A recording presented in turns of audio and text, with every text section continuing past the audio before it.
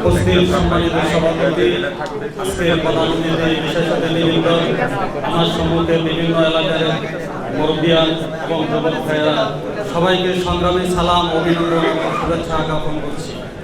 শুরুতে আমি বলতে চাই, আমি যে বক্তব্যটি রাখবো, বক্তব্যের নাম হচ্ছে আলী আজম। বক্তব্যের নাম হচ্ছে আলী আজম। উনি কেমন লোক ছিলেন সে সম্বন্ধে যদি বলতে চাই, যদি আপনি বলেন যে হালুয়াঘাটের শ্রেষ্ঠ ধর্মগুরুকে আলী আজম, হালুয়াঘাটের শ্রেষ্ঠ সংগঠককে আলী আজম, হালুয়াঘাটের শান্তি তীরে শ্রেষ্ঠ ন্যায় বিচারককে আলী আজম।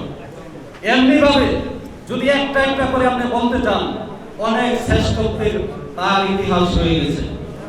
আমি সেই দিকে যাচ্ছি না, আমি বলতে চাচ্ছি আমার সাথে যে ওনার যে নিবিড় সম্পর্ক ছিল তারই কিছু স্মৃতিচারণ করতে চাচ্ছি। ওনার সাথে আমার 90 দশক থেকে রাজনীতিতে সম্পৃক্ত। আমি জাতীয় পার্টি থেকে ওনার রাজনীতির সাথে সম্পৃক্ত ছিলাম। উনি আমাকে ছোট ভাই এবং সন্তানের মতো মনে করতেন।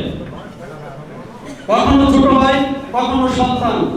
আমাকে বলতেন, গোলাপ, মাঝরাতে ঘুম ভেঙে গেলে তোমার কথা একবার আমার মনে হয়, কারণ তুমি এমন একটি জায়গায় রাজনীতি করো, খুব ব্যাকওয়ার্ড প্লেস, এবং তোমার সাথে যার লাগালাগি সে হচ্ছে দেলোয়ার চেয়ারম্যান সাহেব, সেই জন্য তোমার কথা আমার একবার মনে হয়। আর উনি বলতেন যে তুমি বক্তব্য দাও, বক্তব্যটা মাদা করবা, বক্তব্যটা মাধুর্য করবা। উনি ছিলেন আমার রাজনৈতিক গুরু, রাজনৈতিক শিক্ষক। তাহলে আমি বলতে চাই, এইখানে আজকে যারা আছেন আপনারা যদি রাজনীতি করেন, কারো নীতি, কারো আদর্শ লালন করতে করার দরকার নেই। আমি আজকের যিনি সভাপতিকে বলতে চাই, আপনি কারো নীতি, আদর্শ, কারো জ্ঞান, কারো বুদ্ধি, কারো মেধা নেওয়ার দরকার নাই।